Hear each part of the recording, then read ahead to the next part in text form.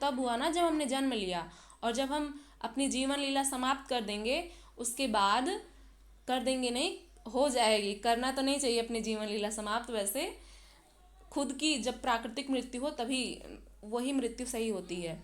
तो जब हमारी जीवन लीला समाप्त हो जाएगी उसके बाद क्या होगा हमें तो नहीं पता, लेकिन ये सृष्टि तब भी रहेगी, हमारे परिवार तब भी रहेंगे। वही कह रहे हैं श्री कृष्ण कि केवल बीच में ही प्रकट हैं, जो प्राणी आदि में भी नहीं था अंत में भी नहीं रहेगा, केवल जो बीच में ही प्रकट है, ऐसी स्थिति में क्या शोक कर। संस्कृत मित्राणि नमः संस्कृताय सुप्रभातम। संस्कृत साहित्यम से मैं संजना यादव आप सभी का स्वागत करती हूँ। जो लोग गीता पढ़ने के लिए इच्छुक हैं और जो इच्छुक नहीं भी हैं उनको भी गीता पढ़नी ही पड़ेगी, क्योंकि गीता एक ऐसा ग्रंथ है जो आपके जन्म, मृत्यु और आपके जीवन से जुड़ा है। इसलिए हमें गीता के श्लोकों का अध्ययन करना चाहिए। जैसा कि हम लोग पिछले कुछ दिनों से गीता का अध्ययन कर रहे हैं और हम लोग कल दूसरे अध्याय के 26 श्लोकों तक अध्ययन कर लिए थे।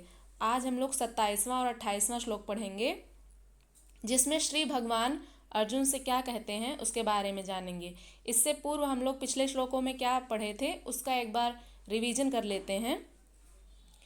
श्री कृष्ण ने कहा था, अथ चैनम नित्य जातम नित्यम वा मन्यसे मृतम तथापि त्वम महाबाहो नैवम शोचितुम अर्हसि। अर्थात हे अर्जुन, यदि तू इस आत्मा को सदा जन्म लेने वाला तथा सदा मरने वाला मानता है तो भी हे महाबाहो, तू इस प्रकार शोक करने को योग्य नहीं है। तुम्हें इसलिए इस आत्मा के विषय में शोक नहीं करना चाहिए। अब आगे श्री कृष्ण क्या कहते हैं उसको पढ़ते हैं। अगला श्लोक है 27वां। जातस्य हि ध्रुवो मृत्यु ध्रुवं जन्म मृतस्य च तस्मादपरिहार्येऽर्थे न त्वं शोचितुमर्हसि। जातस्य हि ध्रुवो मृत्युर्ध्रुवं जन्म मृतस्य च तस्मादपरिहार्येऽर्थे न त्वं शोचितुमर्हसि। यह श्लोक बहुत ही महत्वपूर्ण है। श्री कृष्ण अर्जुन से कहते हैं, त्वं शोचितुम न अर्हसि, अर्थात तुम्हें शोक नहीं करना चाहिए। न माने नहीं, त्वम अर्थात तुम्हें या अर्जुन को, शोचितुम अर्हसि, शोचितुम अर्थात शोक, अर्हसि अर्थात योग्य या करना चाहिए, तो तुम्हें शोक नहीं करना चाहिए या तुम शोक करने के योग्य नहीं हो। तो ये रही शब्दार्थ। अब इसका आगे का श्लोक जो है उसमें भी हम कुछ शब्दार्थ और उसकी व्याख्या देखेंगे। जातस्य हि ध्रुवो मृत्यु, जातस्य अर्थात जिसने जन्म ले लिया है या जिसका जन्म हो चुका है, ही अर्थात क्योंकि, ध्रुवो मृत्यु, ध्रुव, ध्रुव एक शब्द आया है, इसमें ध्रुव का अर्थ है अटल सत्य। मृत्यु ध्रुवम जन्म मृतस्य च, और जिसने जन्म ले लिया है उसकी मृत्यु निश्चित है, और जिसकी मृत्यु हो गई है उसका जन्म निश्चित है।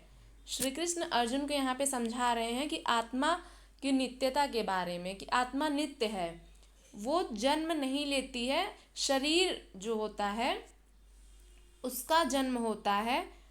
इसलिए तुम्हें इस विषय में शोक नहीं करना चाहिए। आत्मा जो होती है वो दूसरे शरीर में प्रविष्ट हो जाती है।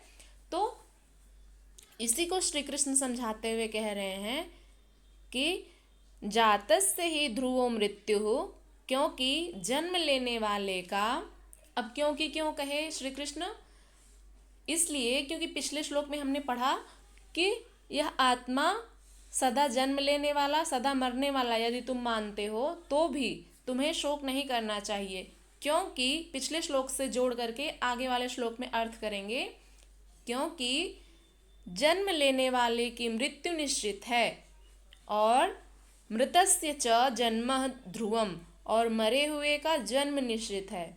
जिसने जन्म लिया है उसकी मृत्यु तो तय है, और जिसने मृत्यु को प्राप्त कर लिया है उसका जन्म निश्चित है। आज तुम लड़ाई में नहीं मारोगे। श्री कृष्ण अर्जुन को समझाना चाह रहे हैं कि हे अर्जुन, यदि तुम आज युद्ध क्षेत्र में अपने परिजनों को नहीं मारोगे, भीष्म पितामह गुरु द्रोणाचार्य तुम्हारे सम्मुख खड़े हैं, तो उन्हें मारने में तुम संकोच कर रहे हो, तुम्हारे हृदय में शोक प्रकट हो गया है, तो यदि तुम उन्हें नहीं मारोगे तो वो अपनी मृत्यु से मर जाएंगे, क्योंकि उन्होंने जन्म लिया है तो मृत्यु तो होगी ही। तुम आज नहीं मारोगे तो वो कल अपनी मृत्यु से मर जाएंगे, इसलिए तुम शोक मत करो और युद्ध करो। यही समझाना चाह रहे हैं श्री कृष्ण अर्जुन को। आज तुम अगर लड़ाई में नहीं मारोगे तो वो अपनी मृत्यु से मरेंगे ही, लेकिन मरेंगे ये तो तय है ना। तो आगे देखते हैं, तस्माद् अपरिहार्ये अर्थे न त्वं शोचितुम अर्हसि। तस्माद् अपरिहार्य, अपरिहार्य अर्थात जिसको टाला नहीं जा सकता। परिहार्य उसे कहते हैं जिसको टाला जा सकता है, और अपरिहार्य उसको कहते हैं जिसको टाला नहीं जा सकता। तस्मात् माने इसलिए, जिसको टाला नहीं जा सकता, न तुम शोचितुम अर्हसि, उसके विषय में तुम्हें शोक नहीं करना चाहिए। अब क्या नहीं टाला जा सकता? मृत्यु को, क्योंकि मृत्यु निश्चित है, वो अटल सत्य है। ध्रुवम कहा ना, ध्रुवम का अर्थ है अटल सत्य। तो जिसको टाला नहीं जा सकता, ऐसी क्या है? मृत्यु है। तो मृत्यु अटल सत्य है, इसको टाला ही नहीं जा सकता। तो जो हमारे वश में ही नहीं है, ये तो प्राकृतिक चीजें हैं ना, प्राकृतिक चीजों के विषय में शोक नहीं करना चाहिए। अब जैसे मान लीजिए एक उदाहरण से समझते हैं हम, यहाँ पर तो श्री कृष्ण अनेक उदाहरण से समझाते हैं अर्जुन को, क्योंकि अर्जुन को समझ नहीं आ रहा है। आगे वे समझेंगे, लेकिन अभी नहीं समझ में आ रहा है, इसीलिए तो गीता 18 अध्यायों में लिखी गई है। तो श्री कृष्ण अर्जुन से समझाते हुए कह रहे हैं कि मृत्यु अटल है, अटल सत्य है, इसको टाला नहीं जा सकता, इसलिए हे अर्जुन तुम इसके विषय में शोक मत करो। अब हम दूसरे अन्य उदाहरण से आपको समझाते हैं। जैसे मान लीजिए कि हम लोग रोज देखते हैं कि सूर्योदय हो रहा है और सूर्यास्त भी देखते हैं, तो ये दोनों क्रियाएं जो हो रही हैं, ये प्राकृतिक घटना है ना, तो प्राकृतिक चीज़ों के लिए शोक नहीं करना चाहिए। जैसे मान लीजिए कि सूर्योदय हो रहा है तो हमें उतनी खुशी नहीं होती, और जब सूर्यास्त होता है तो हम शोक नहीं प्रकट करते।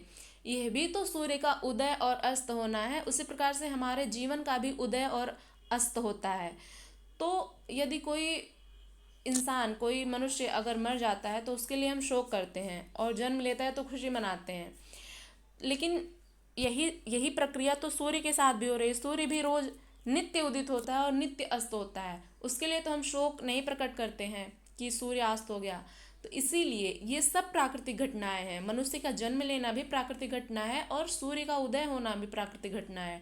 तो इसी को समझाते हुए श्री कृष्ण कह रहे हैं कि हे अर्जुन, जिसको टाला नहीं जा सकता, अब सूर्योदय को आप टाल नहीं सकते ना, वो तो अपने ही समय पर उदित होगा और अपने समय पर अस्त होगा, किसी के वश में तो है नहीं। तो इसी को समझा रहे हैं श्री कृष्ण कि हे अर्जुन, जातस्य ही ध्रुवो मृत्यु ध्रुवम जन्म मृतस्य च तस्माद् अपरिहार्ये अर्थे न त्वं शोचितुम अर्हसि। जातस्य अर्थात जिसने जन्म ले लिया है, ही माने क्योंकि जिसने जन्म ले लिया है उसकी मृत्यु ध्रुवम है, अटल सत्य है। और जिसने जन्म जो मर गया है, मृतस्य च, जो मृत्यु को प्राप्त हो गया है, उसका जन्म ध्रुवम है, उसका जन्म लेना अटल सत्य है।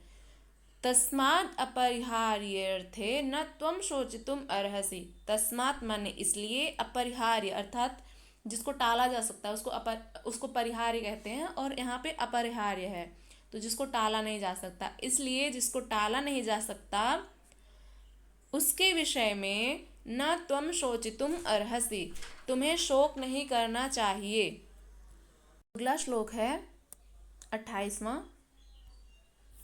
इसमें भी श्री भगवान बोलते हैं, अव्यक्तादीनि भूतानि व्यक्तमध्यानि भारत अव्यक्त निधनान्येव तत्र का परिदेवना।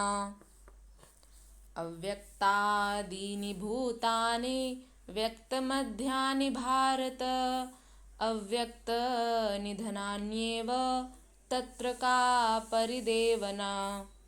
श्री कृष्ण के कहने का अर्थ यह है, भारत एक शब्द आया है, पिछले कई श्लोकों में हम लोग भारत शब्द सुनते आ रहे हैं, तो भारत का तात्पर्य आप लोग समझ रहे होंगे, मुझे जहाँ तक लग रहा है, फिर भी हम बता रहे हैं। भारत का अर्थ है जो भारत में जन्म लिया, जो भरतवंशी है, अर्जुन ने भी भारत में जन्म लिया था, इसलिए उनको भारत शब्द से संबोधित करते हुए श्री कृष्ण कह रहे हैं कि हे भारत, हे भरतवंशी अर्जुन। यहाँ पर भारत का तात्पर्य भारतवासियों से भी हो सकता है, हम सब भारतवासी हैं ना, तो श्री कृष्ण अर्जुन को भी समझा रहे हैं और कहीं ना कहीं हम लोगों को भी समझा रहे हैं। इसीलिए भारत से तात्पर्य आप लोग खुद से लीजिए, क्योंकि हम सब भारतवासी हैं, इसीलिए। तो हे भारतवंशी अर्जुन, हे भरतवंशी अर्जुन, अव्यक्तादीनि भूतानि व्यक्त मध्यानि भारत। जो अव्यक्त है, अव्यक्त एक शब्द आया है ना, अव्यक्त आदीनि, इसको जब संधि विच्छेद करेंगे तो अव्यक्त आदीनि, इसमें दीर्घ संधि हुई है अव्यक्तादीनि में। तो जो प्रकट नहीं है, जो अप्रकट है, जो अव्यक्त है, आदीनि यानी कि आदि में, आदि और अंत आप लोग समझ रहे होंगे, आदि में जो अप्रकट है, भूतानि अर्थात संपूर्ण प्राणी। हे अर्जुन, संपूर्ण प्राणी जन्म से पहले, आदि में क्या होगा, जैसे मान लीजिए कि आपका जन्म हुआ है, आप जितने भी वर्ष के हों, उससे पहले का समय देखा जाए तो आप नहीं थे, आप अप्रकट थे, अव्यक्त थे। तब भी तो यह संसार था, यह सृष्टि तब भी चल रही थी, और आपकी मृत्यु के बाद भी यह सृष्टि चलेगी, चाहे आप रहें, हम रहें या ना रहें, ये सृष्टि तो चलेगी ही। इसी को समझा रहे हैं श्री कृष्ण कि हे अर्जुन, हे भारतवंशी अर्जुन, संपूर्ण प्राणी जन्म से पहले अप्रकट थे, अव्यक्त आदीनि, आदीनि अर्थात पूर्व में, आदि में, अप्रकट थे, भूतानि अर्थात भूत का अर्थ होता है प्राणी, यहाँ पे भूतानि है, बहुवचन है, इसलिए समस्त प्राणी। तो संपूर्ण प्राणी जन्म से पहले अप्रकट थे, व्यक्त मध्यानि भारत, व्यक्त अर्थात प्रकट, मध्यानि अर्थात बीच में। तो जो बीच का समय होता है, हमारे जन्म से पूर्व का समय और हमारे जन्म के बाद का समय नहीं होते हैं हम ना, तो जन्म से पहले भी हमारा कोई अस्तित्व नहीं था, और जन्म मरने के बाद भी कोई अस्तित्व नहीं रहेगा, मृत्यु हो गई तो कौन जानेगा हमें, फिर हमारा जीवन समाप्त हो जाएगा। हमारी जीवन लीला सिर्फ मध्य में ही है, अर्थात वर्तमान में ही है, हम जब तक जीवित हैं तभी तक। तो उसी को भगवान श्री कृष्ण कह रहे हैं कि व्यक्त मध्यानि भारत, जब तक मनुष्य कब तक प्रकट है, बस मध्य काल में ही, जब तक उसका जीवन है। उसके बाद अव्यक्त निधनान्येव तत्र का परिदेवना, अव्यक्त अर्थात अप्रकट हो जाने वाले हैं, निधनान्य एव, निधनान्य अर्थात मृत्यु के, एव माने ही, तत्र का परिदेवना, तत्र माने वहाँ, अर्थात उस स्थिति में, किस स्थिति में, कि जब इंसान जन्म लेता है तो तभी तक उसका जीवन काल रहता है ना, जब जन्म लेता है उसकी जीवन प्रक्रिया चलती रहती है जब तक वो जीवित रहता है। तो उसके पूर्व में भी वो नहीं था और उसके बाद भी, मृत्यु के बाद भी वो नहीं रहेगा। तो इसी प्रक्रिया में, तत्र माने उस स्थिति में, का परिदेवना, का अर्थात क्या, परिदेवना अर्थात शोक करना है। तो हे अर्जुन, ऐसी स्थिति में क्या शोक करना, जब हमें पता है कि हमारा जो जीवन काल है बस यही है, मध्य में ही, इसके आदि में भी हम नहीं थे, इसके अंत में भी हम नहीं रहेंगे। आदि अर्थात हमारे जन्म से पूर्व क्या था हम नहीं जानते, हम अप्रकट थे। हमारा प्रकट तो तब हुआ ना जब हमने जन्म लिया, और जब हम अपनी जीवन लीला समाप्त कर देंगे उसके बाद, कर देंगे नहीं, हो जाएगी, करना तो नहीं चाहिए अपनी जीवन लीला समाप्त, वैसे खुद की जब प्राकृतिक मृत्यु हो तभी वही मृत्यु सही होती है। तो जब हमारी जीवन लीला समाप्त हो जाएगी उसके बाद क्या होगा हमें तो नहीं पता, लेकिन ये सृष्टि तब भी रहेगी, हमारे परिवार तब भी रहेंगे।